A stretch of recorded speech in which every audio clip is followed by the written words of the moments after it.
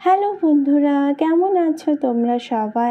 আজকে তোমাদের সাথে শেয়ার করব পাউরুটি আর দুধ দিয়ে তৈরি খুব সহজেই বানানো যায় খুবই সুস্বাদু কেক রেসিপি।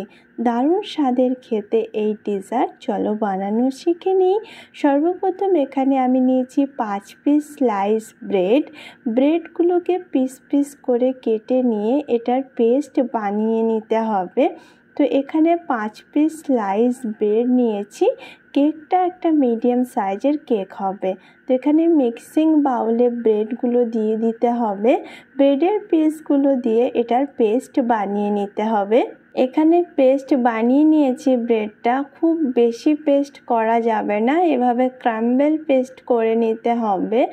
আর এখানে একটা ক্যারামেল বানানোর জন্য প্যানে দিয়ে দেব 1/4 কাপ চিনি। আর এর সাথে সামান্য 1 চামচ মতো জল দিয়ে একটা ক্যারামেল বানিয়ে নিতে হবে। ব্রেডের তৈরি এই কেক রেসিপি খেতে দারুণ লাগবে। খুব সহজে বানানো যায়, তবে ব্রেড দিয়ে তৈরি কেউ বুঝতেই পারবে না। ব্রেড আর দুধ থাকলে এই রেসিপি বানানো যাবে খুব সহজে। খুব অল্প ইনগ্রিডিয়েন্টস দিয়ে তৈরি হবে এই ব্রেড মিল্ক কেক। ক্যারামেলটা এখন রেডি হয়ে গেছে। এখন এখানে অ্যাড করব দুধ। এখানে দিয়ে দিয়েছি 1 কাপ দুধ। আর এর মধ্যে ভালোভাবে এটা মিক্স করে নিতে হবে। 5 পিস স্লাইস ব্রেডের সাথে 1 কাপ দুধ একেবারে পারফেক্ট হবে। তবে ব্রেডের পিস যদি বেশি থাকে সেক্ষেত্রে দুধের পরিমাণটা বাড়াতে হবে। ভালোভাবে মিক্স করে নিয়েছি, দেখতে পাচ্ছ ক্যারামেলটা দুধের সাথে ভালোভাবে মিক্স হয়ে গেলে এখন এখানে একটা প্যানে দিয়ে দেব 1 চামচ ঘি। ব্রেডের যে পেস্ট বানিয়েছি সেটা ভালোভাবে রোস্ট করে নিতে হবে। আর ঘি দিয়েই রোস্ট করতে হবে, খেতে দারুণ লাগবে। মিডিয়াম ফ্লেমে 2 থেকে 3 মিনিট ভালোভাবে রোস্ট করে নিতে হবে। এখানে যে ক্যারামেলটা বানিয়েছি পরে সেটা এখানে ইউজ করতে হবে। খুব ভালোভাবে মিক্স করে নিয়েছি।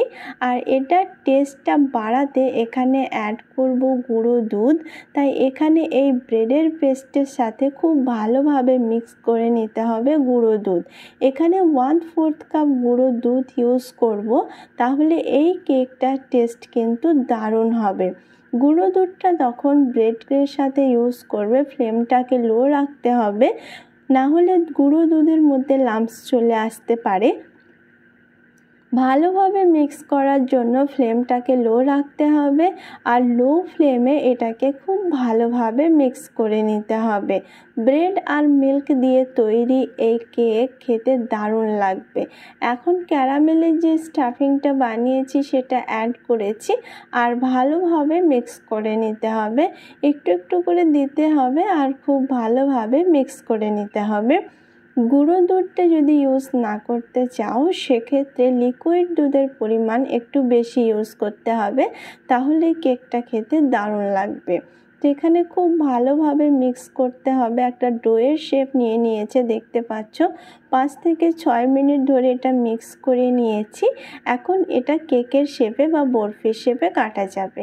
তো এখানে একটা কেক টিন নিয়ে নিয়েছি। আর কেক টিন এটা কেকের শেপে কেটে নেব। তাই এখানে ব্রেডের স্টাফিংটা ভালোভাবে দিয়ে একটা কেকের শেপ দিয়ে নেব। যেহেতু এটা গরম আছে তাই খুব ভালোভাবে সেট হয়ে যাবে। আর ঠান্ডা হওয়ার পরে এটা খেতে দারুণ লাগবে। 30 মিনিট ধরে এভাবেই রেখে দেব, তাহলে এটা পুরোপুরি সেট হয়ে যাবে। আর কেকটা ঠান্ডা হয়ে যাবে, তো তখন খেতে আরও বেশি ভালো লাগবে। পুরোপুরি ঠান্ডা হওয়ার পরে কেকটাকে কেটে নিতে হবে। এখন এটা পুরোপুরি ঠান্ডা হয়ে গেছে। আর কেটে নেব। উপর থেকে কিছু ড্রাই ফ্রুটস দিয়ে দিলে দেখতেও ভালো লাগবে। যে কোনো ড্রাই ফ্রুটস উপর থেকে দিয়ে দিতে হবে। এখানে আমি বাদাম দিয়েছি।